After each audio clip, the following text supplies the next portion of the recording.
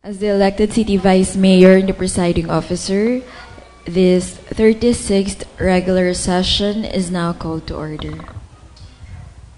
Roll call, please. The members of the Sangguniang Panglungsod, Honorable Michael Gerard T. Morada, Honorable Galileo P. Angeles, Honorable Jennifer Spitey Toledo, Honorable Oscar M. Gozos II, Honorable Rio Fernicol H. Ronquillo, Honorable Venice D. Manalo, Honorable Miguel Pilina III, Honorable Merlo P. Silva, Honorable Avior R. Rocafort, Honorable Ralph Peter S. Umali, Honorable Aris D. Macala, Honorable Percival V. Loho, Honorable Windy Pilat, Honorable Angela Antoinette B. Bautista, and the presiding officer, Honorable City Vice Mayor Camille Angeline M. Lopez. Do we have a quorum? We have a quorum. May I request the Honorable Attorney Gali Angeles for the invocation and the singing of the national anthem.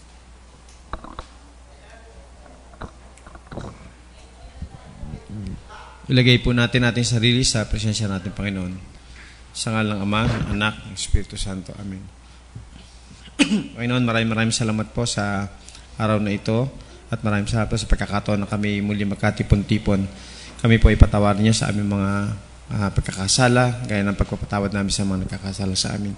Kayo na po ang bahala sa amin na kami po inyong gabayan sa araw na ito, na kami po ay magampanan namin ang aming mga kanya-kanyang tungkulin bilang konsehal ng bayan ng Lipa. Maraming salamat po sa lahat mga biyayang pinagkakalumin sa araw-araw.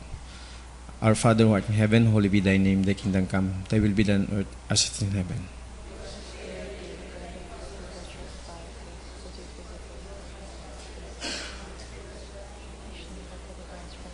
In the name of the Father, the Son, the Holy Spirit. Amen. Tayo po ay tumayo ng tuwid, ilagay po ang ating kanang kamay sa kaliwang dibdib at awitin natin ang ating pambansang awit. Mga kababayan, ang pambansang awit ng Pilipinas.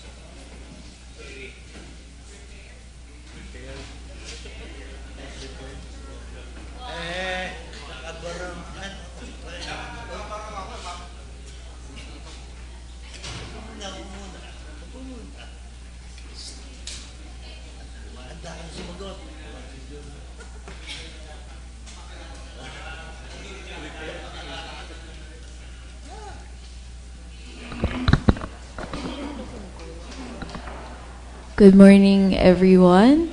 We would like to acknowledge the presence po of Honorable Danny Silva from Barangay Banay-Banay.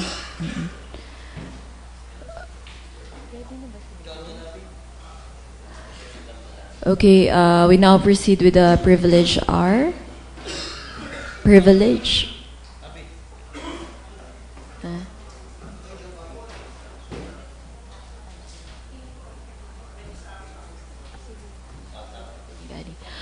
Honorable Gali Angeles is recognized.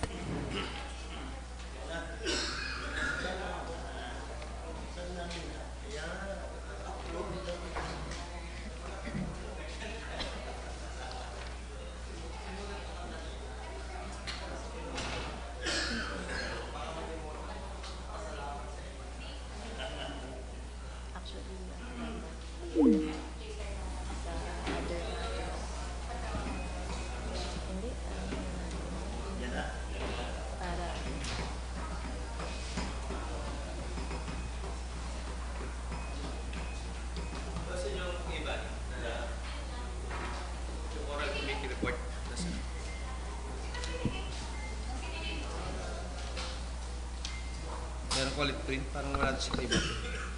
Pakicheck ng table.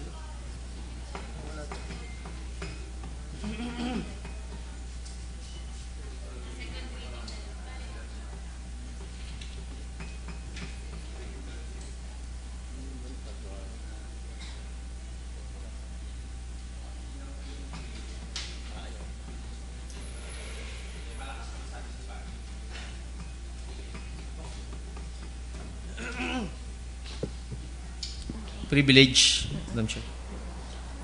Madam Chair, I have the honor to bring to this august body. Nandito na. Nawala to sa table ko. I have the honor to present Mr. Giovanni U. Librea, who has just been recently appointed to the position of City Government Department Head Number 1, City Personnel Officer, pursuant to the provision of Section 454, Subsection D of the Local Government Code of 1991. Later on, I will ask this august body for the confirmation of the newly appointed City Personnel Officer. I respectfully move that to be referred to the appropriate committee for It has already been referred na po. Okay. Yes. Okay, for the approval of the committee report. Oral committee report. Huh? I'm declaring a recess. Okay. Okay. Paki-keep na lang sa record yung yung introduction. Okay. With that, I respectfully move for the suspension of the rules to give time for us to interview personally the newly appointed officer. Duly seconded, rules suspended. Mr. Giovanni Librea, you have the floor. Can you please tell us about yourself and, of course, some of the duties and responsibilities that you will be taking up for your position? I just wrote it kanina. Taya. Alit lang ako na reading desk.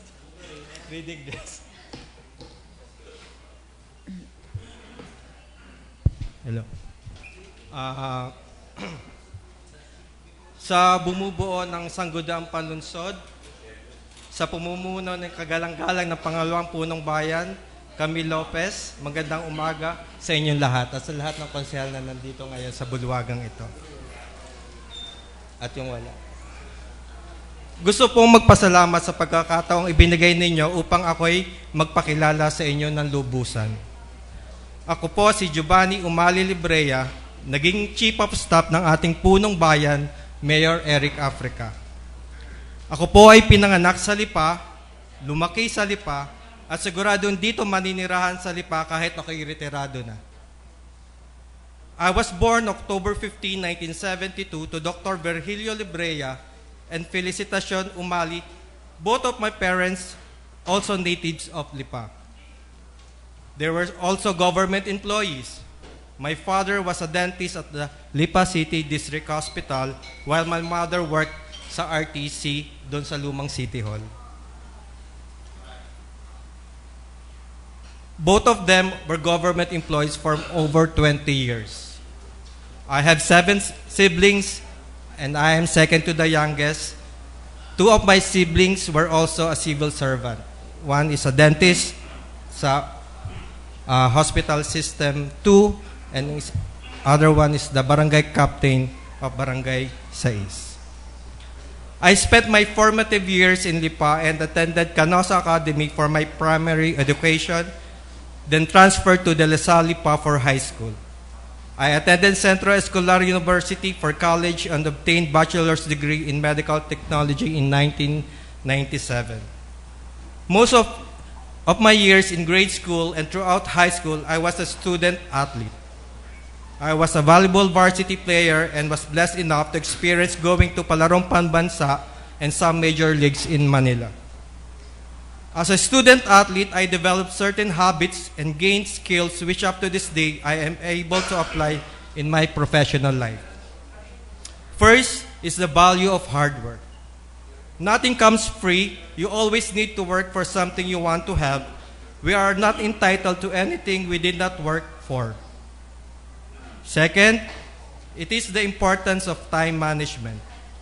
Time is valuable and needs to be managed by setting priorities. There is time limit to anything that we do, so try our best to do it well for the first time. Third is the value of teamwork. Learn how to work with people, respect, value differences, but harness talent through productive camaraderie and collaboration. Fourth, I always remind myself we can never cross the same river twice. I recognize that opportunity may also present itself once, because in life, just like a current in a river, circumstances change at all time. So when opportunity comes, discern, pray about it, then be open and be brave enough to embrace the challenge. Fifth, always do the right thing.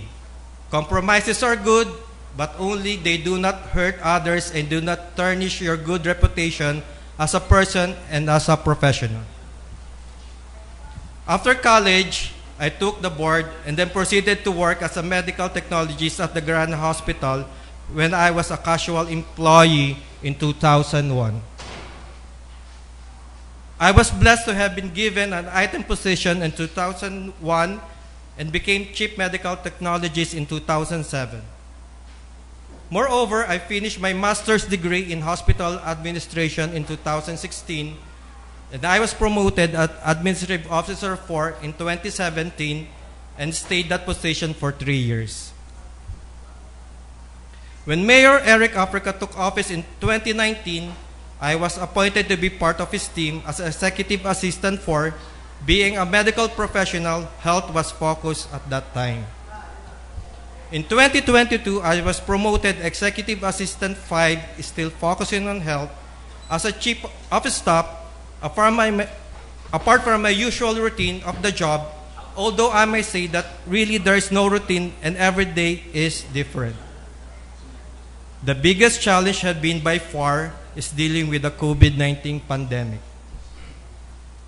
While making sure that we are personally safe, we also have to make sure that the needs of our communities we serve are met in their concerns addressed. Not just health concerns, but livelihood as well. Currently, I am in charge of the ISO certification process. That is a totally different ballgame. This is where my master's degrees come handy. Now, I am able to apply what I learned about organization management and leadership. I am also realizing that we have our work to cut out. While we have accomplished so much, a lot remains to be done. One thing I can be proud of is my 25 years of government service. I have not been involved in any cases of anomaly. I have kept my reputation intact, and that is the only achieved when one does not compromise his or her integrity. Today, I am requesting for confirmation of my appointment as Department Head of the Personnel Office. If given this opportunity, vow to continue serving with the personal brand of leadership that is anchored in integrity and honesty. As city personnel, I will ensure that employees in different departments will be given opportunity to grow through comprehensive training and development program. Within the bounds of well-communicated guidelines, we will empower our people to make discussions that will the end benefit of communities that we serve and many stakeholders who rely on to do an excellent job. There will also be focused continuous improvement of processes. I am a believer of the Kaizen, Japanese term of continuous improvement that involves all employees in small daily changes that result in major improvements over time. Hinihingi ko po ang inyong tiwala upang mapagpatuloy natin ang magandang inisyatibo para sa lungsod at makagawa ng mga sumusunod pa. Maraming salamat sa inyong oras at pakikinig. Muli, isang magandang at magpalang umaga po sa ating lahat. Thank you po. Are there any questions po?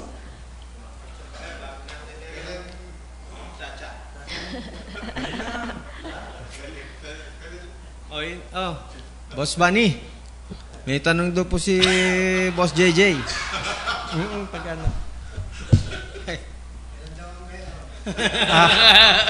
Schedule natin.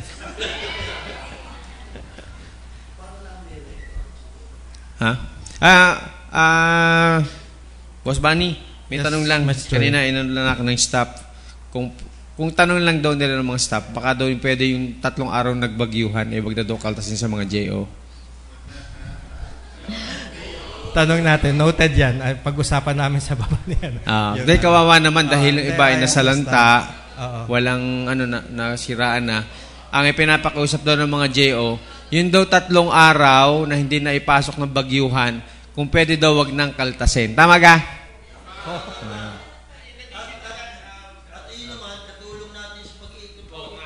In addition to that, being chairman of a disaster, talaga yun naman noong Huwebes at Biyernes talaga naman madaling araw pa umikot na kami noong lahat ng aking staff na para at kita naman sa social media yung aking ginawa. Kaya hinihiling din namin na baka naman for the benefit of the all ay makonsider ito sa ating bagong city personnel officer. We will consider po. Siyempre, tanongin po din natin si tungkol sa dyan sa request. Kasi madami ding job order na Oo, marami naman nag-participate. At saka ang number 1 yung aking committee ba, yung aking mga tao kasi tayo nga ang chairman ng disaster.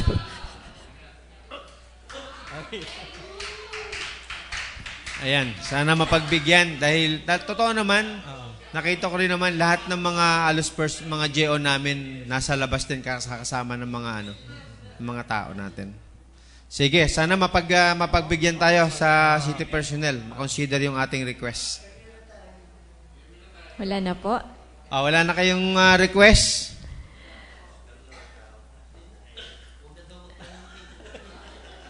Okay, maraming salamat po, sir. Thank you, Sir Jovan. Congratulations. Apa. Thank you.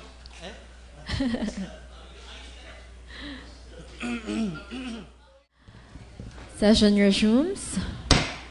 Privilege, Honorable Ron Quilio, via online, is recognized. Good morning po, Madam Chair, and to everyone present today. The Typhoon Christine left a significant mark on our city, exposing vulnerabilities we may not have fully acknowledged po. During this calamity, I had the opportunity to visit over 16 evacuation centers and listen to the accounts of the affected families. While flooding was the primary cause of evacuation, I heard something new and alarming po, reports of landslides.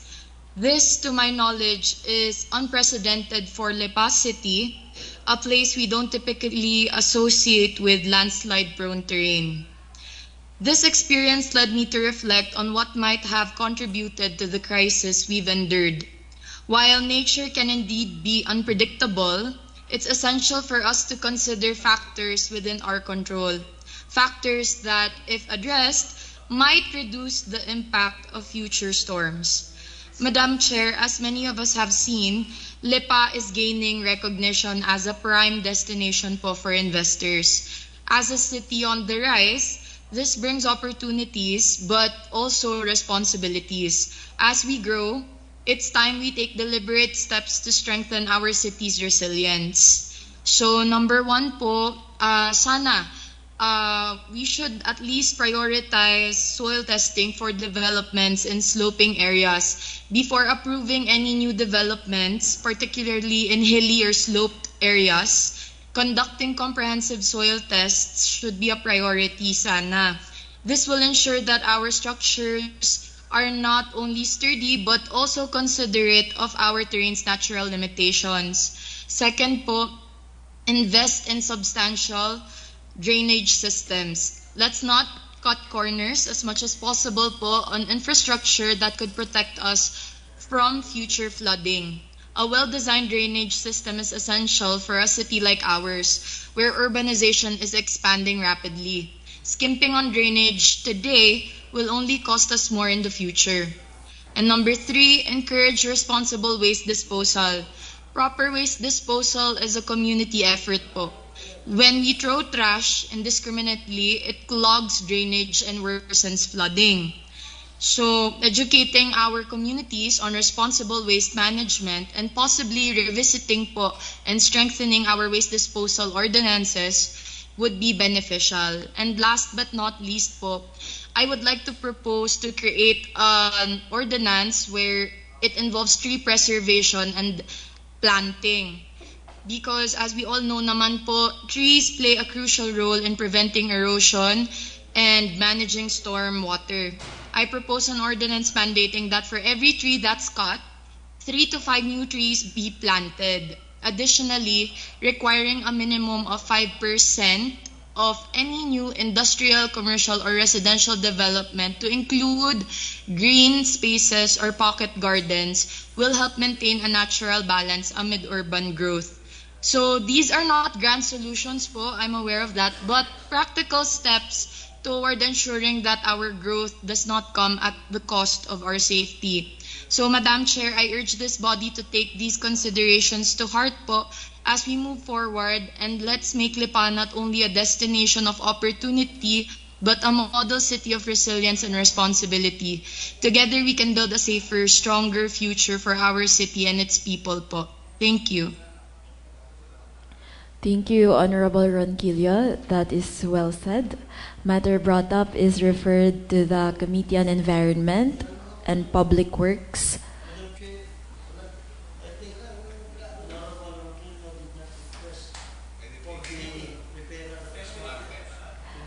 May proposal po siya. Yes po.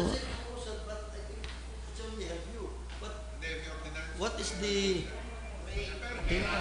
Meron po siyang proposed ordinance dito.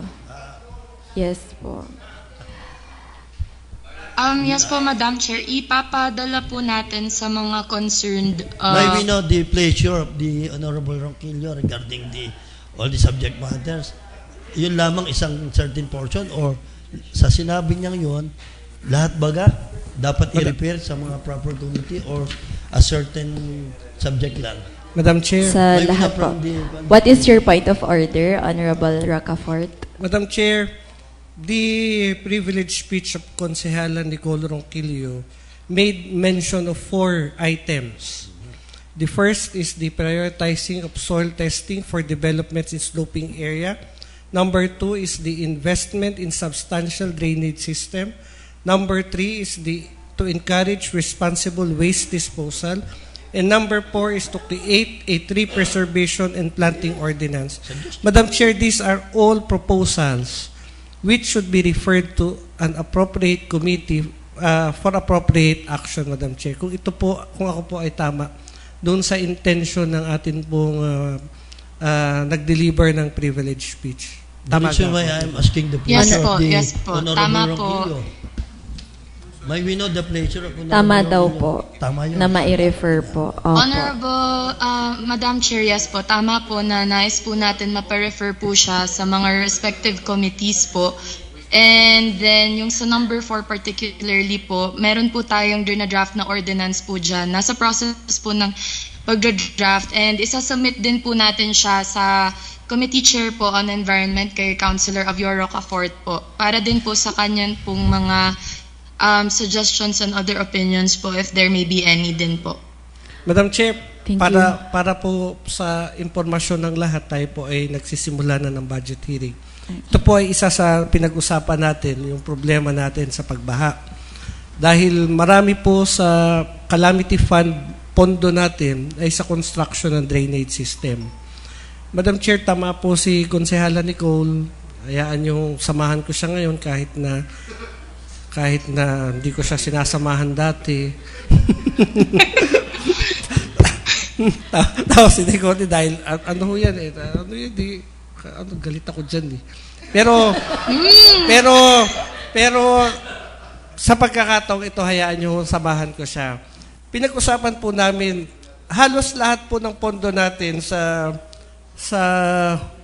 Calamity Fund ay construction and improvement of drainage system. Madam Chair, tinanong po natin ang City Planning tungkol sa kategorya ng lupa sa lungsod ng Lipa. Sinabi po ng City Planning as of to date, 61% na lang ang agricultural sa lungsod ng Lipa out of the 100%. So 40%, almost 40% ng area natin sa Lipa ay commercial, industrial, subdivision, residential, agro-industrial. Ang iba po ay mga minahan, quarry, at mga development sa paggagawa ng kalsada tulad po ng mga bypass. Kaya po, ito ang nangyari sa atin. Pinag-usapan po namin na ang ibang bansa po ay binabaha. Ang Pilipinas pa kaya na third world country ay hindi bahain. Pero tama po si Konsehala Nicole, dapat balansihin po natin kung worth it ba yung development na nangyayari sa Lipa versus yung atin pong kaligtasan at yung atin pong magandang kalikasan. So ito po ay dapat balansihin natin. Sinabi ko po sa City Planning, kailangan may boundary na po tayo, mag-set na tayo ng boundary kung hanggang saan ba natin uubusin yung ating agricultural land. Ngayon po kasi ay 61% na, dati po almost 70 or 80% ang agricultural land natin, ngayon 61% na lang. 61% na lang po ang agricultural land base sa atin pong records. So ito po ay seryosong usapin.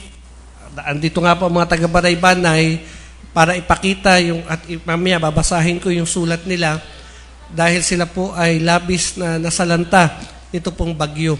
So ito po ay dapat seryosohin ng sangguniang panglungsod. At palagay ko, napapanahon ito dahil ngayong pong halalan. Ito ay sana maging isang batayan ng pagboto ng ating mga kababayan. Ano ang plataforma ng mga kandidato pagdating sa pag-aalaga ng ating kalikasan? Ano ang posisyon ng mga kandidato sa mga itinatayong kung ano-ano na nakakasira sa kalikasan? Ano ang posisyon ng mga kandidato sa quarry, sa pagpuputol ng puno at sa iba pa? So ito po ay mind-changing. Kung dati ito ang pagboto natin ngayon, ang pagboto natin ay base sa mga issue at advokasya ng mga kandidato, Madam Chair. So, I fully support the privileged speech of Konsehala Nicole. Sabi po ni Konsehal Junjun, yung tatlo dito ginagawa na natin, yung soil testing, yung drainage system, at yung waste disposal. Pero, ang atin pong tanong, ang atin pong itatanong sa mga departments, ito po ba ay gaano kaseryoso natin ipinatutupad? Dahil yung drainage system, bakit po paulit-ulit tayong gumagawa ng drainage system? Tinanong ko rin po ito sa engineering. Bakit po ngayon gagawa tayo, tapos sa susunod na taon, babaguhin na naman natin? Bakit ayaw pang isang malaking culvert na lang ang gamitin natin? At magkaroon tayo ng standard na culvert. Wala ng 6, wala ng 8, doon na tayo sa minimum na 120 up to the maximum na 150 na culvert, Madam Chair. Hindi na tayo nagagamit dapat ng maliliit para hindi po taon-taon tayo nagbabago. That is why mamaya po sa privilege speech ko, may mga proposal po tayong ipapasok, Madam Chair. Alright, thank you po. Matter brought up by Konsehala Nicole Ronquillo is referred to the Committee on Environment and the Committee on Public Works. Lead committee will be the Committee on Environment. Madam Chair, privilege. Okay, please go ahead. Madam Chair, I have a letter coming from the...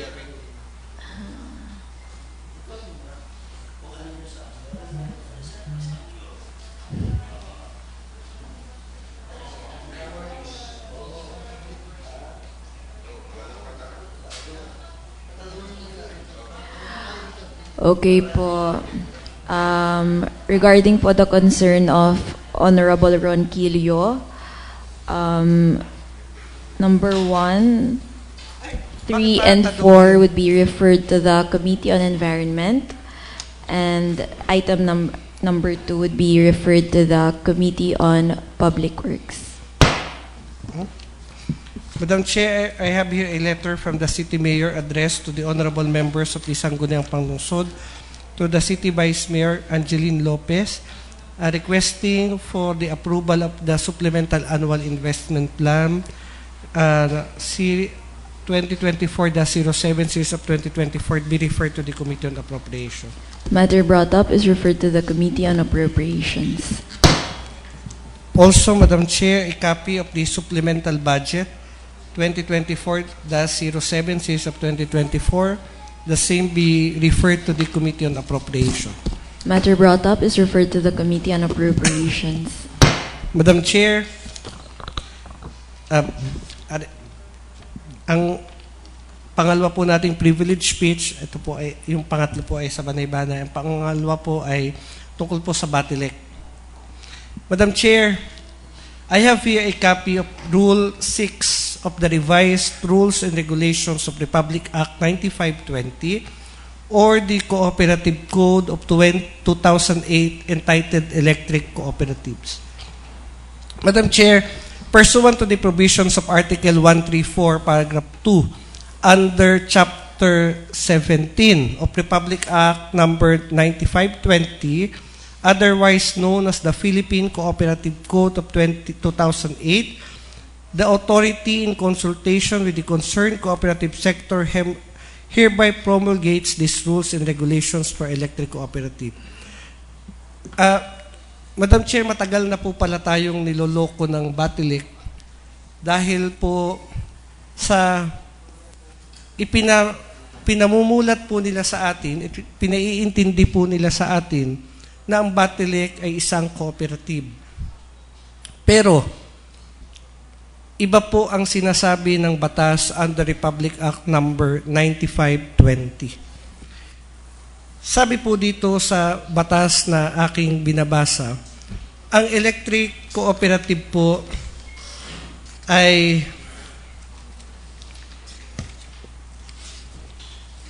pupwede ay hindi po cooperative per se.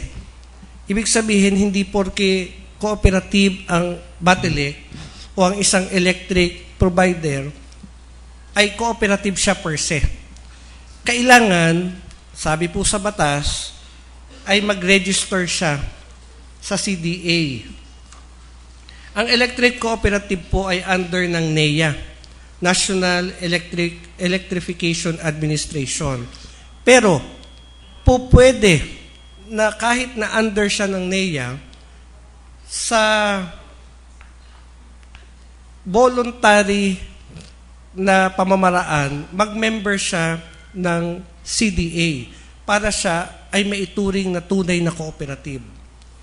Pero, ayaw po ng Batilek na maging member ng CDA kasi meron po itong mga consequences.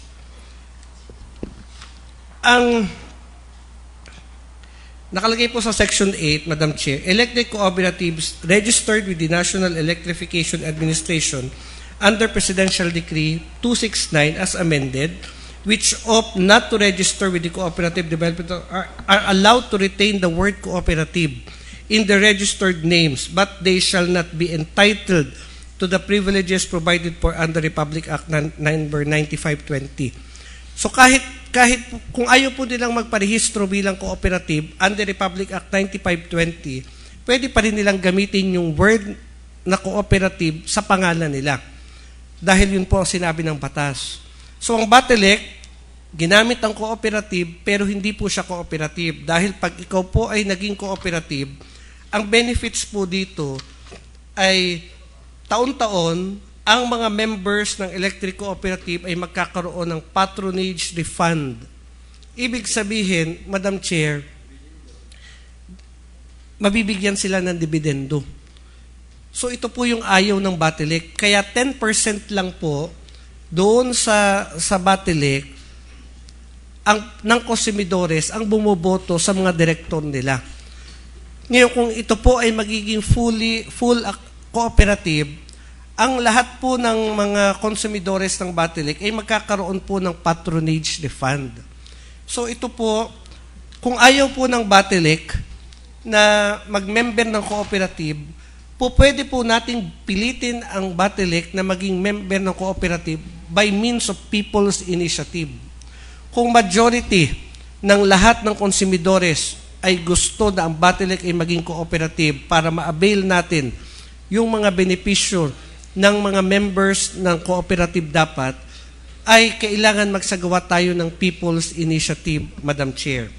So, yan po yung una na kailangan ipaalam natin sa ating mga kababayan para mabigyan po natin ng option ng ating mga kababayan at nang sa ganoon ay pilitin po natin ang Batelec na sila po ay maging member ng CDA para po advantageous sa ating mga konsumidores.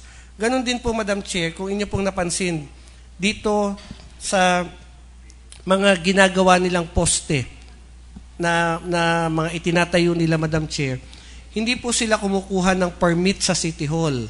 Pati po yung mga excavation na ginagawa nila. Kung sila po ay nag-ooperate as a private company, tapos mahal po yung sinisingil nila sa mga kababayan, tapos noong pong nagdaang brownout, matagal po yung serbisyo nila dahil marami po sa ating mga barangay ang inabot ng 3 hanggang 4 na araw bago sila magkailaw ulit o magkakuryente. Palagay ko po ay dapat singilan po natin sila at i-regulate po natin yung kanilang excavation, yung kanila pong construction, at yung kanila pong pag-aayos o pagtatayo ng pong mga electric post nila. Hindi lang naman po Batelec, lahat po ng mga telecom at saka electric company providers. Madam Chair, napakaganda po nitong ating na research tungkol dito sa Batelec. Ito po'y sinimulan natin noong 2010. Nagkaroon po tayo ng kampanya. Kaya lang, hindi po tayo nagtagumpay dahil doon po sa taas, maraming lobbying na nangyari sa Kongreso. So, siguro, sa pagtatapos po ng prangkisa ng Batelec sa 2030, kasi matatapos ang prangkisa nila, magre-renew sila ng franchise, magirin pong isang basihan ng ating mga kababayan yung pag-assess at pag-evaluate sa serbisyo ng Batelec. Kung sa palagay ng ating mga kababayan ay hindi sila masaya sa Batelec, siguro sa 2030 panahon na 2030 panahon na para palta natin ang Batelec at wag na nating i-renew ang prangkisa nila. So, kung yan po ay magandang pag-usapan at tingnan po natin kung ano ang pulso ng ating mga kababayan, Madam Chair. So, sana po ito ay ma-refer sa committee and at the same time, ma-consolidate doon po sa pag-aaral ng pagbabayad ng mayor's permit doon po sa mga electric poles ng mga electric providers natin, Madam Chair. Ang problema lang po rito, ako po ay tapos na ang term next year. Pero ang maganda po nito, sa 2028, ako po'y lalaban ulit. 2030 ang prangkisa ng Batelec. So, ang isa ho sa aking advokasya, kung hindi na masaya ang mga kababayan natin sa lipas sa Batelec, iboto nila ako at ako mangunguna para palitan ang ating Batelec ng mas maayos na electric provider at mas mura na kuryente dito sa lungsod ng Lipa. Matter brought up is referred to the Committee on Public Utilities. Ako? Ang tagal noon. Ha? Pangatlo, Madam Chair, tayo po ay may sulat galing sa Banay-Banay Concepcion, Purok 6. Mga residente po ng Barangay Banay-Banay, kasama po at sinusuportahan po sila ng kanilang barangay captain. Dati po nating city engineer, si Kapitan Danny Silva at sa kanya pong mga konsehal. So magandang umaga po sa atin pong mga panauhin. Honorable Camille Angeline Lopez, City Vice Mayor and Presiding Officer. Through the Chairman of the Committee on Environment, Capi Furnace, Engineer Danilo Silva, Barangay Captain of Banay-Banay, Lipa City. As in previous years, Madam Chair, the residents of Barangay Banay-Banay Concepcion, Purok 6, this city have endured harrowing experiences due to devastation caused by Typhoon Christine. The destruction was overwhelming, forcing us to evacuate our homes and leave behind important belongings, all submerged by severe flooding in order to save our lives. Housed in St. Vincent Home Subdivision along with much of the community across from Fernando Air Base Golf Course sustained severe damage from the inundation. Baseview Home Subdivision was also affected when the military base walls collapsed under the immense pressure of the rainwater collected in the golf course, which the concrete fence could no longer contain. Knee-deep floods swept through the portion of the village. While JP Laurel Highway became impassable, it is apparent that a significant contributing factor to the flooding in the military golf course, which served as a catch basin for water, releasing the excess water into our community without prompt government intervention to address this persistent issue. We fear that similar or even worse tragedies will continue to occur. In this regard, we respectfully appeal to the honorable members of the City Council to take immediate action by drawing the attention of the military base hierarchy and other concerned government agencies to develop a long-term solution to this worsening problem. Sincerely, Banay-Banay Concepcion, Purok 6 residents. Madam Chair, I would like to ask for the suspension of the rules para mapagbigyan po natin na makapagsalita ang atin pong mga panauhin para sa kanila po natin mismo marinig yun pong hinaing ng mga taga Purok 6 ng Barangay Banay-Banay. Duly seconded, rules suspended.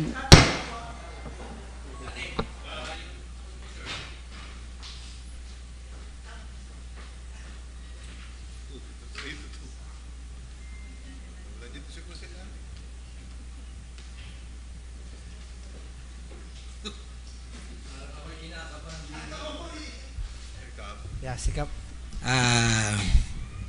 Magandang umaga po sa ating lahat, sa ating Vice Mayor, Camille Lopez, sa mga lahat ng mga konsyal, sa aking ABC, si Boyet, at sa ating lahat po. Sa totoo alam po, kami nakadanas, hindi lamang sa Purok 6, kundi pati sa Rilis, Purok 1 at Purok 2 ng ganitong baha. Ang matindi nga lang po ay talagang sa Purok 6 dahil nung una po pinaikutan ko ng mga sasakyan ng mga yan na talagang nung kalakson po ng ulan hindi pa naman po sila nakakuha. Nagpunta ako sa St. Vincent, sa ibang lugar sa Purok 6 na yung mag-i-evacuate. Ano? Kaya lang, nakita nila na parang hindi pa masyadong kuwan ng ulan. Ang aming lang kinukuhan talaga dito ay nung naalis na, nabasag na ang pader ng Fernando Airways, doon sila nagkaroon ng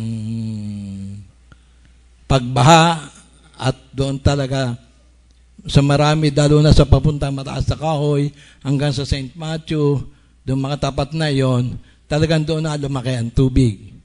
Kaya kami humihiling sa inyo sa pamumuno ng ating Vice Mayor na talagang kami inyong tulungan na sana ang Fernando Airways ay makagawa ng kanilang talagang sariling drainage, pag-aralan nila kung saan nila gustong patakbuhin ang kanilang tubig. Dahil taon-taon basta umuulan, laging ang napipinsala ay ang aming barangay na ang dahilan ay sa laki ng tubig na nanggagaling sa Fernando Airways. Kaya muli, kami, ang aking mga kabarangay, ay humihiling na kami itulungan. Talagang kami nag-iisip din ng paraan kung paano magagawa ang bahang ito. Dahil nag-iisip kami na wala sa totoo lang, walang natural creek sa Banay. Nung kailan may maliliit na ilat lang yan, pero hindi naman natural creek yan dahil ang dinadaanan ng baha ay may pag-aari, may sariling pag-aari ng mga lupa. Hindi lang sa Purok 6, kundi pati sa Purok 2 na yung sinasabi nilang creek doon, hindi naman creek yun. Walang natural creek sa Banay-Banay.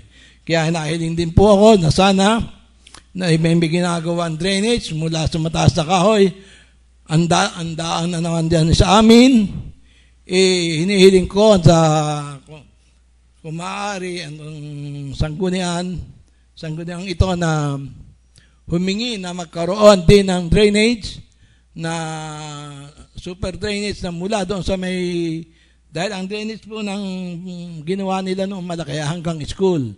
Hinihiling po ako na magkaroon din po ng drainage na ituloy hanggang sa Banay-Banay San Jose na doon naman po ay mayroong malaking creek. Na sigurado po ako na malaking magiging tulong sa amin na maiwasan ang ganitong mga sakuna. Kaya yun lang po at maraming salamat at kami po ay umaasa na kami inyong tutulungan. Maraming salamat po, Kapitan Danny. Honorable Rocafort is recognized. Madam Chair, I move that we... Resume. Session resumes. Referral po ba? Matter brought up is referred to the Committee on Environment and Public Works. Lead committee would be the Committee on Environment. Last, Madam Chair, I move that we... A letter from the... nasaan na yung sulat? Yeah.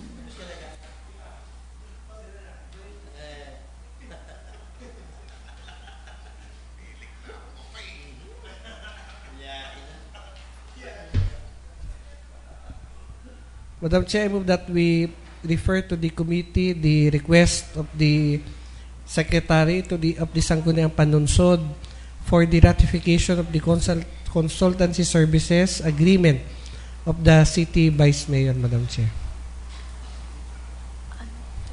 Referral. Matter brought up is referred to the Committee on Appropriations. Privilege, Honorable Silva is recognized. Siguro never-ending story dahil ito ay kasunod din ho ng privilege speech kung si Labior. Alam mo nyo, nitong bumuhuso ang malakas na ulan, tayo ho ay nagkaroon ng pagkakataon na makilibot ho ng kaunti sa lungsod Dalipa. Alam nyo, Madam Chair, may mga ilang portion ng lungsod Dalipa, nakita ho naman natin na talaga hong nagbaha. At nakakapagtaka, Madam Chair, tigil ng ulan ay hindi pa rin ho nawawala ang pagbaha.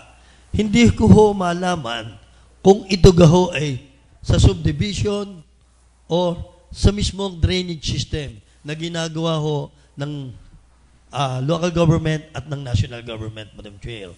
Dahil kung atin ang pag-iisipan, kung yan man ay galing ho sa mga household, sa mga subdivision, siguro pagbagsak ho nito sa mga basin na area, ito ay madali hong maaampat ang tubig or madali hong mawawala. Pero nakakapagtaka ho, ilang oras na, hindi pa rin ho humuhupa. Kaya sa akin tingin ho, ang malaking problema dito ay ang drainage system mismo. At sa akin tingin ho, parang nga hong tayo ngay Pilipino, kung kailan ho kaurasan, saka ho tayo hysterical, kung ano yung pangangailangan, saka natin inihahanda sa kaurasan. Siguro ngayon, matuto tayo na bago mangyari ang mga sakuna, ang bagyo, ay siguro dapat handang-handa na tayo. Ibig sabihin, Madam Chair, sa tag-araw, ay tingnan na natin ano magiging problema ng ating mga drainage system pagdating naman ng tag-ulan. Kaya sa akin tingin, Madam Chair, ay ito na ang panahon na maalarma ho natin ang atin ng DPWH at saka ang atin hong itong ating public works, local public works natin.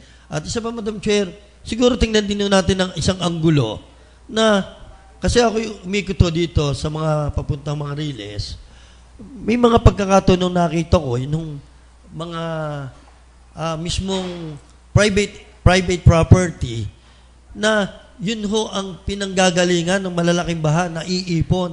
Ang nangyayari ho, pagka meron hong nabutas na pader, ito ho ang nagiging source kung saan ho dumadaloy ang bugso-bugsohon tubig. At ang nakakatakot naman ho, doon naman ho sa hindi naman ho butas na pader.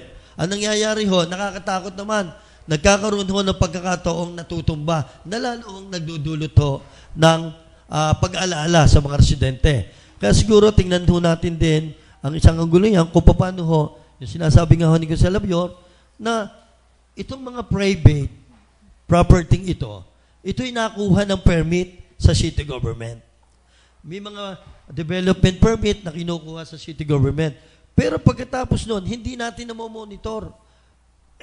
Hindi yata sila nagkakaroon ng mga drainage system. Kaya yun ho ang nagiging dahilan ng mga bugsuang baha sa lungsod na Lipa. At siguro, tingin ko rin na Madam Chair, it's about time, pagdating sa problema ng subdivision, tayo magkaroon dito ng monitoring board or monitoring force upang sa ganun ho ay hindi pagka-aprobaho natin dito ng isang subdivision, doon natatapos. Tingnan ho natin, after na approval, magawa nila ang subdivision, ay ano ho ang nagiging problema? Dapat alam din ho natin yan.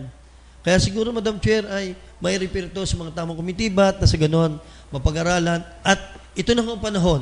Baka ho, nakakapag-alala, tayo mataas ang lugal, ay baka tayo mapatulad do sa Metro Manila na pati nga ho, yung sinasabi ko dati, na lahat ng creek sana sa Lipa, alam ho natin, identified natin, upang sa ganun, hindi ito masaraduhan.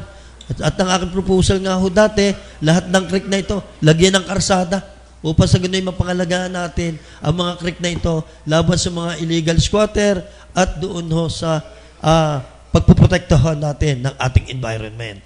Kaya, Madam Chair, siguro panahon na, tama siguro sa Labior, bawat isa sa atin, gumising na tayo, magtulong-tulong, magsama-sama para sa makabagong lungsod na Lipa. Please refer to the proper committee. Madam Chair. Matter brought up is referred to the Committee on Public Works. At isa, speech ko akin. Sige. Yes. I really accept. Madam Chair, ito po ho. Ito ay may sulat ho mula ho sa mga residente ho, Board of Director, Board Member ng St. Matthew.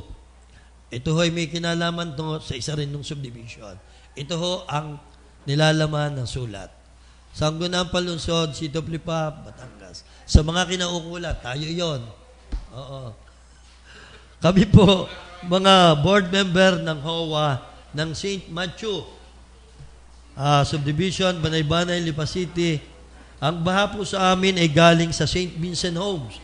Guanang, yun nga po, ang butas galing St. Vincent, ang labas ng tubig ay St. Matthew. Ibig sabihin po, mula po sa isang subdivision, yung po St. Matthew, ay ito ho ay napunta ho sa isang subdivision, yung pong St. Vincent. Kami po ay nanghihingi ng tulong sa inyo na ipasara ang butas. Yun ang butas siguro ho ng pader ho siguro ng St. Vincent para hindi na tumaas ang tubig sa St. Matthew. Ilang beses na kaming nakiusap sa homeowners ng St. Vincent pero wala po ring aksyon. Sana po ay matulungan nyo kaming mapakiusapan ang developer, JT Mulan, Realty Corporation ng St. Vincent na isara ang butas na ginawa nila. Maraming salamat po, Madam Armida De Leon, Board Member, Madam Lorna Linang, Board Member, and Jonah Abubo, Board Member. Madam Chair, please refer to the proper committee at nasa ganun ay agad-agadang maaksyonan ho ang hinaing na ito ng ating mga kababayan. Bahala ka na kung saan.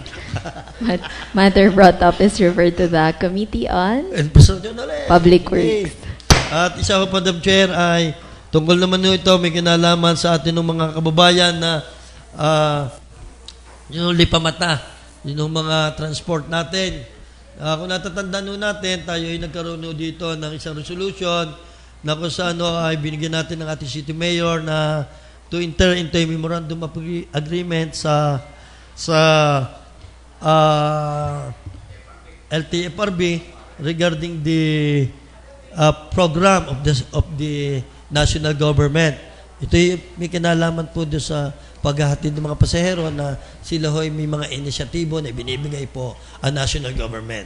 So, para siguro sa ikalilinaw ho nito, ay siguro may repair ho ito sa tamang committee but nung pagpatawag ho ng isang committee hearing, Madam Chair.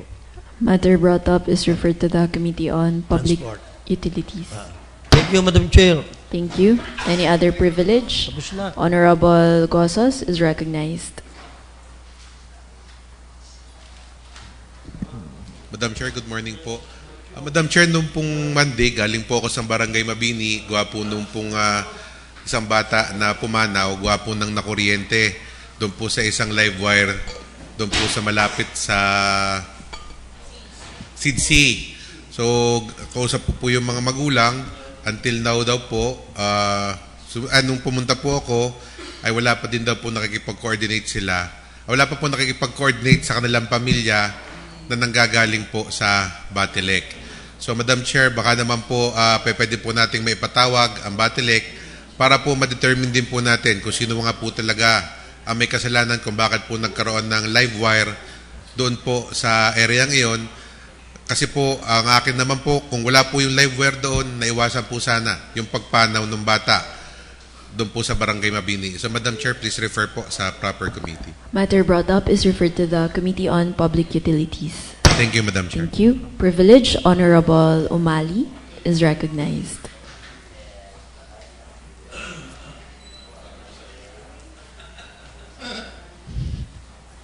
Madam Chair, maraming salamat. Magandang umaga po. Ito po ay regarding sa isang concerned citizen ho natin na subscriber ng nawawala. Converge. Ikaw na rin ba, Dadali? Ikaw na lang. Ganun ba? Ikaw na lang. Opo, kasi so nag-chat po ang isa natin ng kababayan.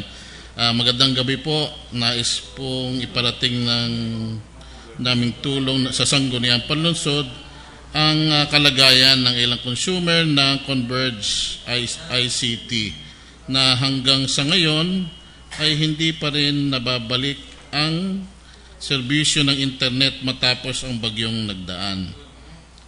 Karamihan ay umaasa na lamang sa internet, data siguro, sa internet para sa kanilang hanap buhay at sa pag-aaral.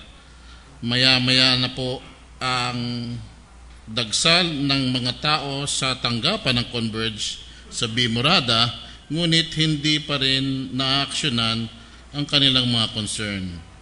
Giit ng ilang kinatawan na malabong matapos lahat sa lalo madaling panahon dahil sa dami ng mga nasira at kakaunting tauhan lamang daw meron sila. Sana ay magkaroon ng pagdinig tungkol sa problemang ito. Marami pong salamat. Madam Chair, pa-refer na lang po siguro sa tamang committee. Matter brought up is referred to the Committee on Public Utilities.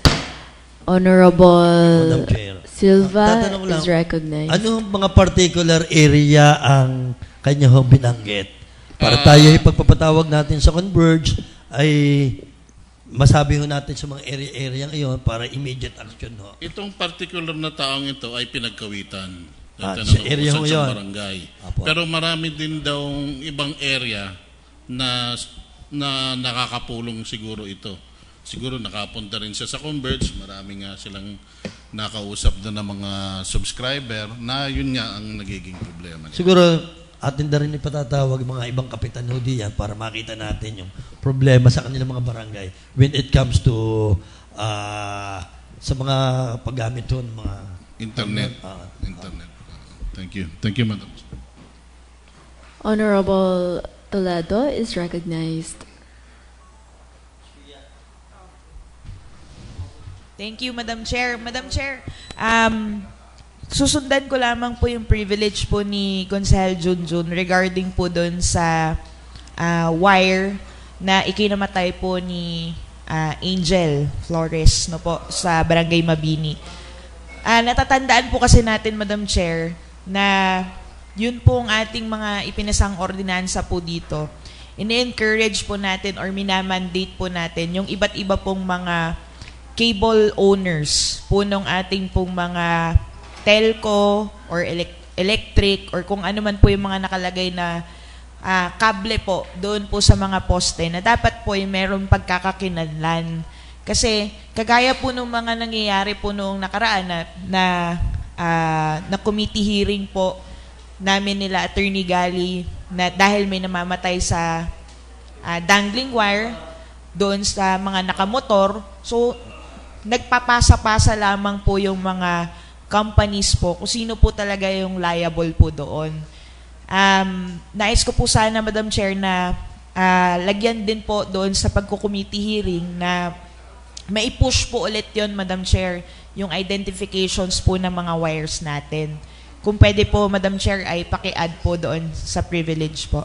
Okay, the matter brought up by Honorable Spy Toledo is to be consolidated sa privilege speech po ni Honorable King. Junjun po. And King. Po. Sorry.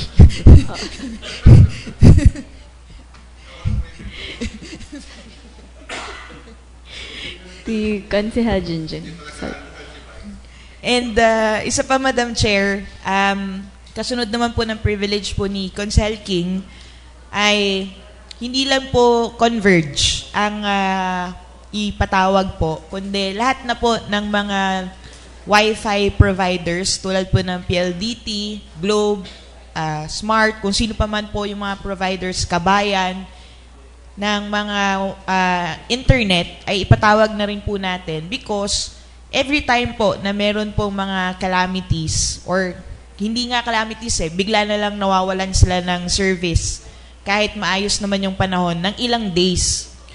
Baka po, Madam Chair, pwedeng mapag-usapan doon sa committee nila na kapag hindi sila nakakapag-provide ng service, meron sanang parang reimbursement doon po sa kanilang fees na sinisingil po monthly sa mga subscribers po, Madam Chair. Baka po pwedeng mapag-aralan nyo ng kanilang kumpanya at ng komitiba para naman po sa ganun, fair din po yung atin po ibinabayad doon sa kanilang mga services po, Madam Chair. Kung pwede po, paki-add din po sa privilege po kanina. Alright po. Thank you po, Madam Chair. To be consolidated po sa privilege speech ni Honorable King Omali.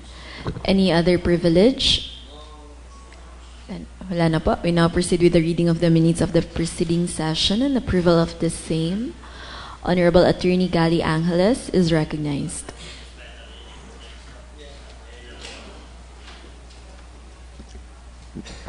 Thank you, Madam Chair. I respectfully move to dispense with the reading of the minutes of the October 9, 2024 regular session and of approval of the same. Seconded by Honorable Silva Gozos. Discussion, objection, hearing none, the motion is hereby approved. Likewise, Madam Chair, I respectfully move to defer the approval of the October 16, 2024 regular session for the reason that the same is not yet available. Seconded by Honorable Silva. Discussion, objection, hearing none, the motion is hereby approved. Thank you, Madam Chair. Proposed ordinances and resolutions for second reading. Honorable Junjun Gozos is recognized. Madam Chair, I would like to request that we dispense the reading of Committee Report on Housing 2024-042 from A to V, and the same be approved for second reading. Seconded by Honorable Silva, Loho, Makala. Discussion, objection, hearing none, the motion is hereby approved for the second reading. Madam Chair, I would like to request that we dispense the reading of Committee Report on Housing 2024-043, 044, and 045, and the same be approved for second reading. Seconded by Honorable Silva, Makala, Umali, Loho. Yes. Discussion, Honorable Rocafort is recognized.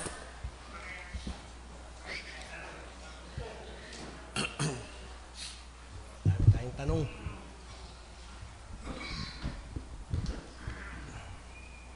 Alin po pina-approve ba? Number 2 na po. 1, 2, 3, at 4. Yung 1 okay na. Madam Chair.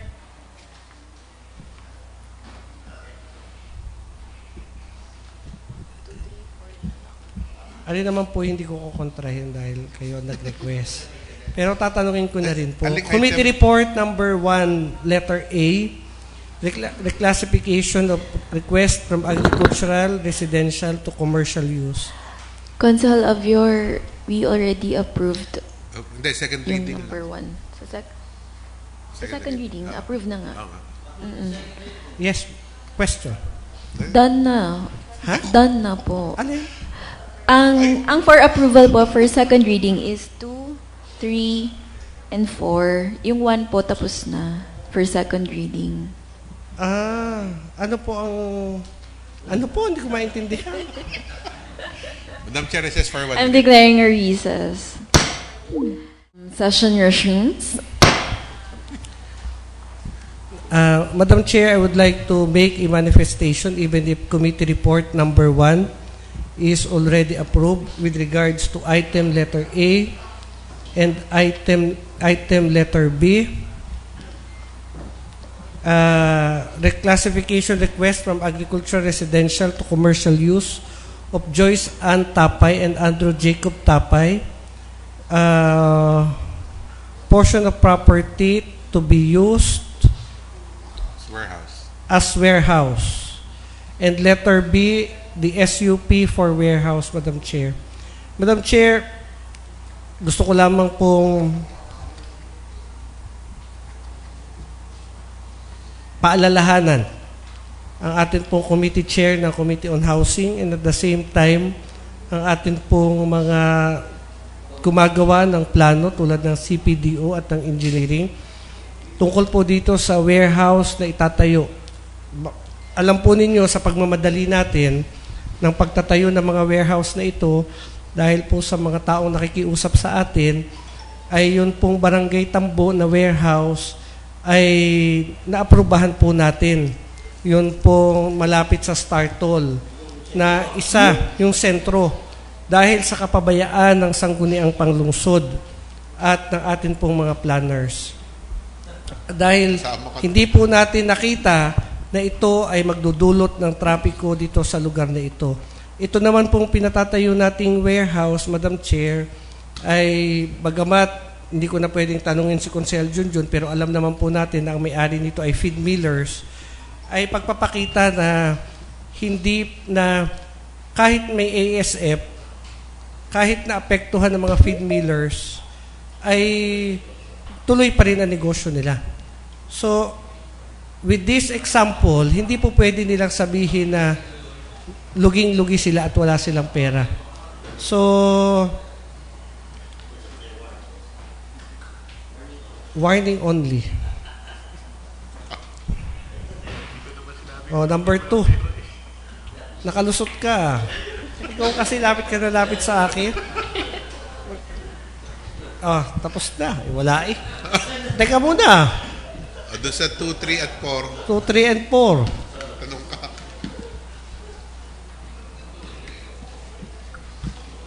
Tapos, ito, may isa pa, 2, 3, and 4. Kabilis kasi ninyo magpa-approve. Ayaw nyo basahin. 2. Madam Chair, ito ho ay Resort. Sa Barangay Bagong Pugo. Nasaan kayo? Number 3. 3 ang resort. SUP. Oo. Ito po ay maliit lang eh. Oo nga po. Ano po gagawin nila sa resort? Ito po ba ito po kasi, Madam Chair, commercial o private lang? Ito po ay commercial. Kasi po kinukuha po nila ng SUP at residential. Recess for 1 minute, Madam Chair. I'm declaring a recess. Session resumes.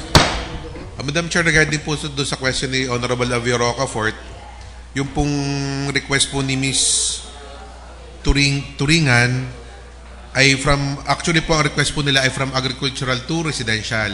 Pero ang recommendation po ng Chair ay dapat pong gawin na as commercial kasi po magtatayo po sila ng resort doon po sa property nila. Upon committee hearing po, tunay po, maliit po yung property, 392 square meters. Kasi normally po, ito po ay pinapasok po nila sa Airbnb. So, para ang alam ko po, Madam Chair, bago po kayo makapag-apply ng doon po sa apps ng Airbnb, kailangan pong mag-apply ng mayor's permit, isa po yung requirement. So, kailangan po nating i-classify yung property from residential to commercial para po ma-aprobahan yung kanilang request for special use permit din. Okay. Na po. Is there any objection? Hearing none, the motion is hereby approved for the second reading. Thank you, Madam Chair. Thank you. Honorable Lina is recognized.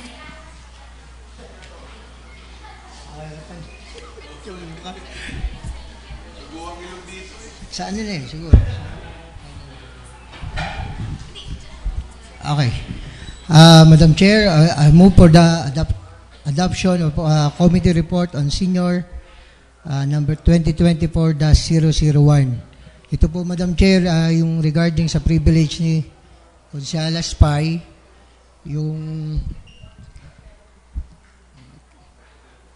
sa Robinsons po, yung every Mondays and Tuesdays lang ang nasa ating ordinansa na napiprevent po yung privilege ng ating seniors and PWDs kasi most of the time nga raw po ay close.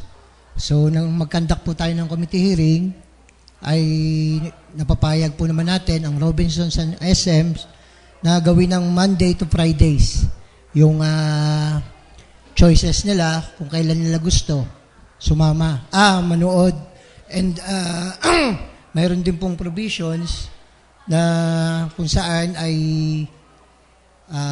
ino-notify ng ating mga cinemas ng Robinsons at SM ang ating opisina ng OSCA para kung kailan may scheduled na closure or kung kailan close yung kanilang cinemas para lang hindi masayang ang pagpunta ng ating mga seniors and PWDs para ma-avail yung kanilang privilege.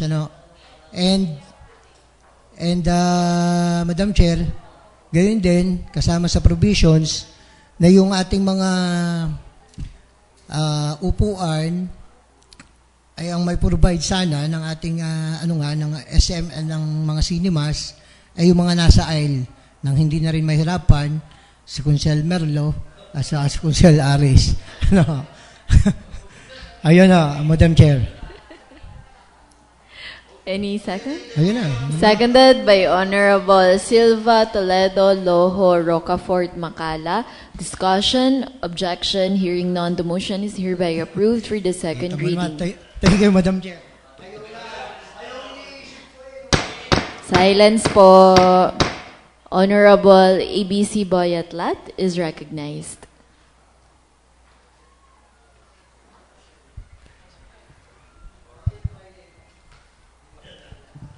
Madam Chair, nag-conduct po kami ng committee hearing para sa barangay ordinance ng barangay Bulaklakan ng last October 11, 2024. At kahapon lamang po na ipasa ng nasabing barangay ang kanilang revised ordinance na hindi na ito napasama sa agenda ngayong araw. Kaya po I move for the approval of my oral committee report, Barangay Ordinance number 2024-09 entitled Kautosang Pambarangay na nagtatakda ng panuntunan ng pagpapataw ng renta ng paggamit ng mga pambarangay na kagamita. Seconded by Honorable Silva, Loho, Manalo, Rocafort, Umali, Macala, Angeles, Lina. Discussion, objection, hearing none, the motion is hereby approved for the second reading. Unfinished business, Honorable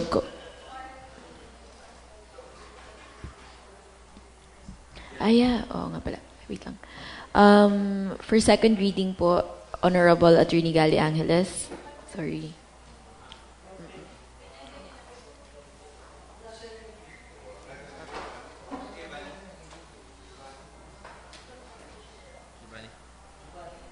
Thank you, Madam Chair. I respectfully move for the approval for second reading of the oral committee report for the confirmation of Mr. Giovanni Librea. Seconded by Honorable Gozos, Loho, Silva, Macala, Lina, Manalo, Toledo, Rocafort. Discussion, objection, hearing none, the motion is hereby approved for the second reading. Thank you, Madam Chair. Unfinished business, Honorable Gozos is recognized. Madam Chair, would like to request that we approve for second reading Committee Report on Housing 2024-046 and the same be approved for second reading. Seconded by Honorable Silva, Umali, Macala. Discussion, objection, hearing none, the motion is hereby approved. Thank you, Madam Chair. Thank you. Business for the day. Business for the day. Number 1, letter of the City Mayor requesting for a resolution granting authority to enter into a memorandum of agreement with the University of Batangas Lipa Campus for an on-site internship of BS Criminology students of the above-mentioned institution in Bahay Aruga Center. Jointly referred to the Committee on Education and Social Services. Lead committee would be the Committee on Social Services. Number 2, letter of the City Mayor requesting for a resolution to enter into a memorandum of agreement with Land Bank of the Philippines concerning Land Bank's deposit pick-up and cash delivery services.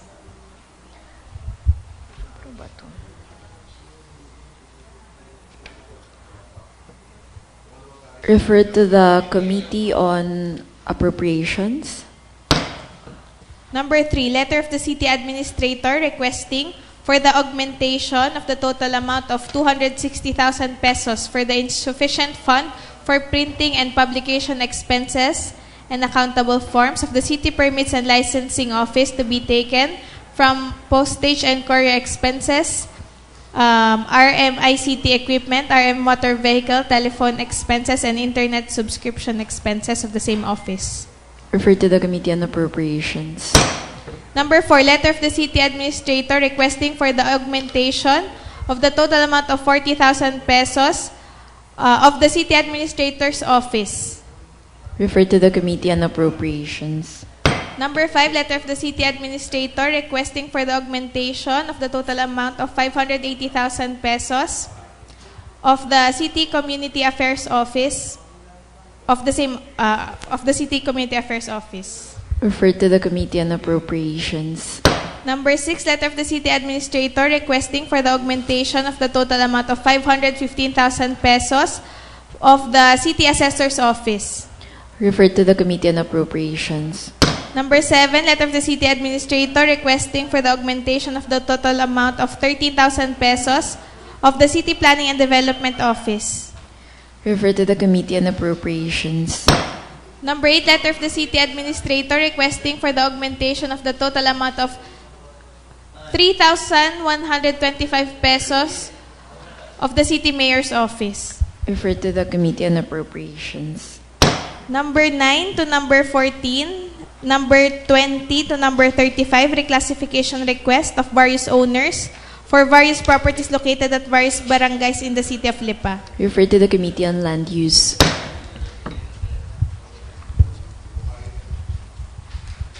Number 31, supplemental budget number 1 for the budget year 2024 of Sangguniang Kabataan of Barangay Pagulingin East in the amount of 530,193 pesos and 60 centavos. Refer to the Committee on Appropriations.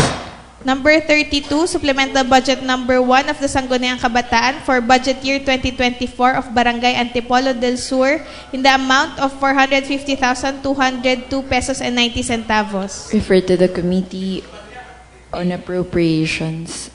Number 33, annual budget for the budget year 2025 of Barangay Tangob in the amount of 5,967,770 pesos. Refer to the Committee on Appropriations. Number 34, annual budget for the budget year 2025 of Barangay Adya in the amount of 4,852,097 pesos. Refer to the Committee on Appropriations.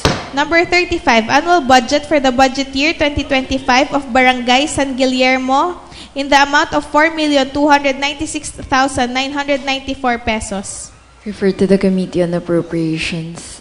Number 36, annual budget for budget year 2025 of Barangay Sampaguita in the amount of 14,107,367 pesos. Refer to the Committee on Appropriations. Number 37, annual budget for budget year 2025 of Barangay Siete, Lipa City in the amount of 8,077,216 pesos. Refer to the Committee on Appropriations. Number 38, annual budget for budget year 2025 of Barangay Pagulingin Bata in the amount of 3,822,091 pesos. Refer to the Committee on Appropriations. Resolutions and ordinances for the third and final reading. Honorable Gozos is recognized. Madam Chair, I would like to request that we approve for third and final reading Committee Report on Housing 2024-042 from A to V, Committee Report on Housing 2024-043, 044, and 045. Yung 46. For third and final reading. Yung 46. And? 046. And 046 for third and final reading.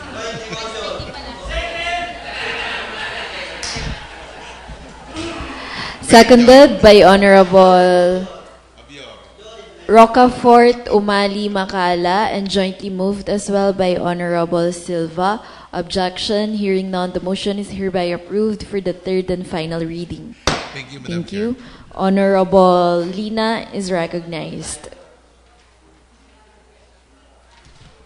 Madam Chair, I move for the passage of an ordinance amending Section 3 of Special Ordinance Number 181-2023.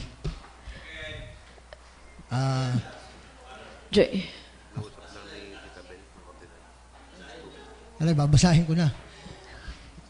Yung period of availment ng Section 3, every senior citizen or PWD can only avail of the pre-movie access once a week except Saturday and Sundays.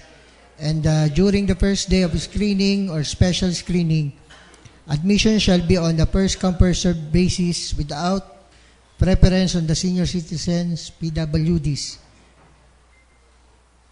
With respect to seating arrangement, although the latter or on wheelchair shall be allowed in a designated area. Moreover, the same privilege shall be available only in regular movies and does not include 3D cinemas and special events like sponsored movies, movie premiere, pay-per-view showing, and the like. Cinemas, however, are required to inform the Office of the Senior Citizen Affairs and PWD office if there will be no scheduled screening. And kasama rin po dyan yung na-mention ko kanina na yung sa aisle. And admission shall be on a first-come, first-served basis. Yeah. With consideration of senior citizens and PWDs friendly seats to accommodate the special needs of patrons. For third and final reading. Jointly moved by Honorable Silva, Loho, Toledo, Rocafort, Gozos. Seconded by Honorable Manalo, Macala.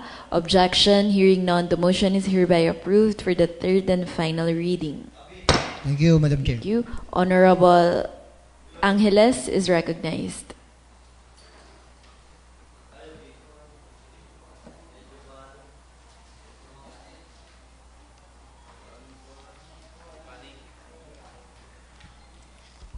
Thank you, Madam Chair. I respectfully move for the urgency of my oral committee report. For third and final reading. Ha? Third and final reading. Hindi na maganda. For final reading na po.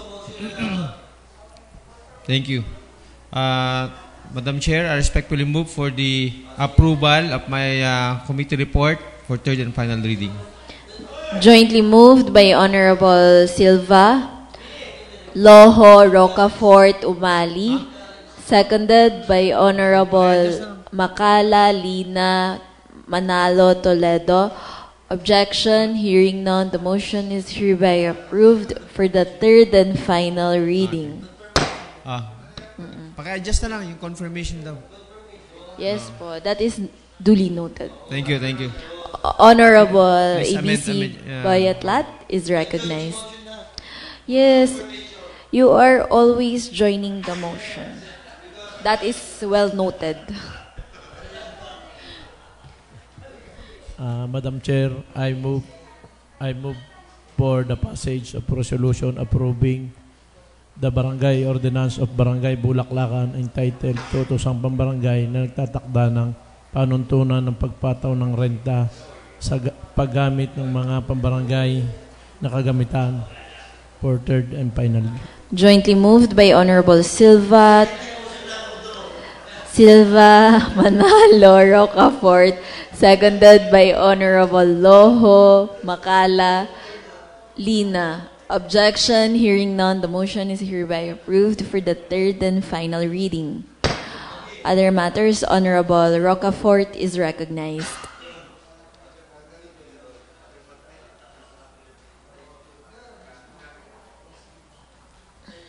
Madam Chair, please consider as urgent the request of the Secretary to the Sangguniang Panlunsod, Attorney Violeta Naharo, regarding the passage of a resolution ratifying the consultancy services agreement of the City Vice Mayor pertaining to social participation in legislation. The same be considered as approved for third and final reading and exempt from the three reading principle. Jointly moved by Honorable Silva, seconded by Honorable Macala, Loho. Objection, hearing none, the motion is hereby approved. Madam Chair, referred to the Committee on Budget and Appropriation is the annual budget of the following barangays. Barangay Sampaguita, 14,107,367. San Guillermo, 4,296,994. Pagulingin Bata, 3,822,91. Barangay 7, 8,077,216. Adya, 4,852,97. Tangob, 5,967,770. Lumbang, 8,355,116. Be considered as urgent.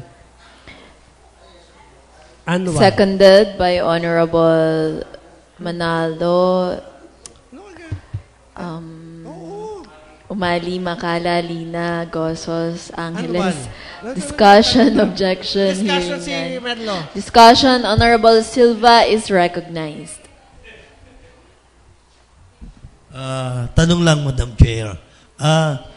Is it necessary na atin hong aprubahan ang annual budget niya ng barangay beforehand na hindi pa ho natin naaprubahan ang budget ng city? Yung gahi, wala tayong lalabagin doong rules or Madam Chair? Madam Chair, wala po tayong lalabagin na batas o proseso kung nauna po nating aprubahan yung annual budget ng barangay. Kasi ang budget po ng barangay naman ay independent sa budget ng city. And at the same time, kahit po may IRA sila, ay ito pong IRA nila ay computed based on the projection noon pong national government, Madam Chair. Katulad po halimbawa natin, Madam Chair, tayo po ang IRA natin ay based doon sa computation ng national government kahit po hindi pa nila nakukolekta yung IRA. Projection lang naman po yung pinag-uusapan natin. So, ibig ko sabihin, no, kung aprobahan ho natin ang pondo ng barangay, at itong ating pondo, hindi po ho approve, hindi ho yun magkakaroon ho ng problema kapag nagkaroon ho ng pagbabago sa approval ng ating budget doon sa pondo ng barangay. Hindi po. Dahil ang pondo po ng barangay ay may sarili po silang sources of income. So, yun pong kanilang budget ay depende sa income ng barangay, sa share nila sa city at sa share nila doon sa national government, Madam Chair. Doon ibig sabihin, no, yung sa share ng barangay, ay ito ho ay indicated sa pondo ng city? Meron po. So, ibig sabihin, no, magre-reflect ang pondo ng barangay doon sa pondo ng city. Kung magkaroon ho ng pagbabago, paano ho ang pondo ng barangay kung aaprubahan natin before the approval of the budget of the city? Pagdating po sa mga sharing, wala pong pagbabagong mangyayari doon kasi fix po yun. Halimbawa po, Madam Chair, yun pong share ng barangay halimbawa po, yung share ng local school board sa barangay, atin pong SEP fund. Ang share po ng local school board sa SEP fund ay 1% ata ng koleksyon ng SEP ay ibibigay natin sa 1% ng collection natin sa mga reclassification. Tama ako? Kasi ikaw ang chairman ng ano eh. Ay mapapapunta. Yan po kasi, Madam Chair, ay projected. Projection po lahat yan. Kahit po yung budget natin ay projection, fix po yan. Sinasabi po ng batas kung ilang percent ang dapat natin ibigay sa kanila. Yung ibinigay po sa ating annual budget na 3.5 million na submitted ng Finance Committee, projection din po yan. So, hindi po pwedeng mabago yan. Yung pong 3.5 million, hindi po pwedeng tumaas. Yung 3.5 million, hindi po pwedeng bumaba. Pero yung content ng 3.5 million, yun po yung pwede nating baguhin. Pero yung 45% noon pong 3.5 million, hindi rin natin pwedeng baguhin kasi fix po na sa personal services natin ilalaan yun. Yun lang pong natitira out of the 45% na pwede natin paglaruan kung saang mga proyekto o programa natin paglalagay yung pera. Yun pong pondo ng barangay, may sarili siyang income, projection po yan. Yan po lahat ay target, kung matatarget nila. So wala pong epekto yan sa budget ng city, Madam Chair. Pagdating ho sa city fund, city budget, yun yung talaga projection. Pero alam mo natin, once we approve the budget of the barangay, yun na specific na yun Oo. Kung magkano yung aprubahan natin doon sa pondo ng barangay, yun na ang kanilang pondo. Ang ibig ko sabihin, tanong, yung bagahong national budget, yung pondo natin, yung pondo ho na nanggagaling sa national, papunta sa barangay, yung gahoy nagdadaan sa atin ho, sa city. So, kasi nagiging pondo yan ng city for that barangay, tama? Pondo ho yan ng barangay. Hindi ho pondo ng city. Ang ibig sabihin, galing national, pupunta sa local, yun ay mai-consider natin na kasama sa budget ng city, tama? Hindi po. Tapos, hindi po siya iaalat iyon para sa pondo ng barangay. Hindi po siya kasama sa budget ng city. Ibig sabihin, may sarili po siyang item para sa barangay na yun. Kasi ang budget lang po ng city ay 3.5 million. wala po doon yung budget ng barangay. Yun po yung sa city lang. City na. Yung IRA natin doon ay share natin sa national government, computed doon sa share ng LGU, ng LIPA, kung anong category siya, doon sa national government. Yun pong IRA ng barangay, bukod na account yan. So pagdating po niyan sa accounting, iba ang account ng barangay Sampaguita sa account ng City of Lipa. May sarili po silang mga accounts. Ibig sabihin, hindi na nasama sa pondo Hindi ng po city. nasama. Pagbaba niyan dito sa atin ng pera, diretso po yan sa pondo ng barangay, sa bank account nila. Okay. Thank you, Mr. Chair. Thank you.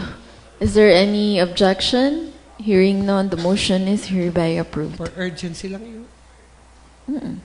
Ang daming tanong, urgency pala. Madam Chair, I move that we pass a resolution approving the supplemental budget of Sampaguita, Guillermo, Pag-Ulingin Bata, Siete, Adjat, Tangob, Lumbang. The same be considered as approved for third and final reading, except of the reading principle. Jointly moved by Honorable Silva, Toledo, Manalo, Gozos, Angeles. Seconded by Honorable Dina Macala, Loho, Umali. Objection. Hearing none, the motion is hereby approved for the third and final reading. Madam Chair, please consider as urgent the supplemental budget of the following Sangguniang Kabataan, Antipolo del Sur, 450, 202,000, Pag-Ulingin East, 530, 193,000, and Duhatan, 340, 194,000. Be considered as urgent. Duly seconded. Discussion. Objection. Hearing none, the motion is hereby approved for urgency. Madam Chair, I move that we pass a resolution approving the supplemental budget of the following Sangguniang Kabataan, Antipolo del Sur, Pag-Ulingin East, Duhatan. The same be considered as approved for third and final reading and exempt of the three reading principle. Jointly moved by Honorable Silva, Toledo, Loho, Manalo. Seconded by Honorable Macala, Angeles, Lina. Objection. Hearing none, the motion is hereby approved for the third and final reading. Honorable Gozos is recognized. Madam Chair, motion for urgency po with regards to item number 25 in the business for the day. Reclassification request from agricultural to commercial use of Mrs. Mirna Fetalsana with an area of 250 square meters located po at Barangay Balintawak. Motion for urgency, Madam Chair. Seconded by Honorable Silva Rocafort Umali. Discussion. Objection. Hearing none, the motion is hereby approved for urgency. Madam Chair, I would like to request an ordinance classifying the property of Mrs. Mirna Fetalsana with an area of 250 square meters from agricultural to commercial use located at Barangay Balintawak, and the same be excused from the three reading principle and approved for third and final reading. Jointly moved by Honorable Silva, seconded by Honorable Umali Rocafort.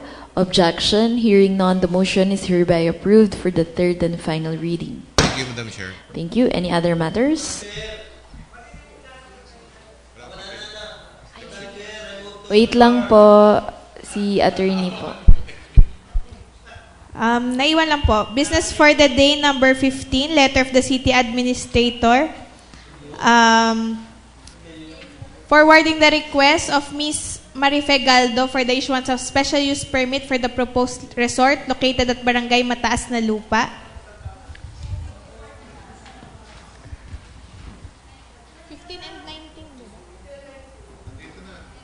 Refer to the Committee on Land Use.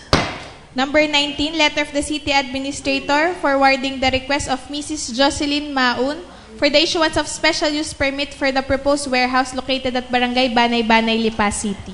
Refer to the Committee on Land Use. Any other matters?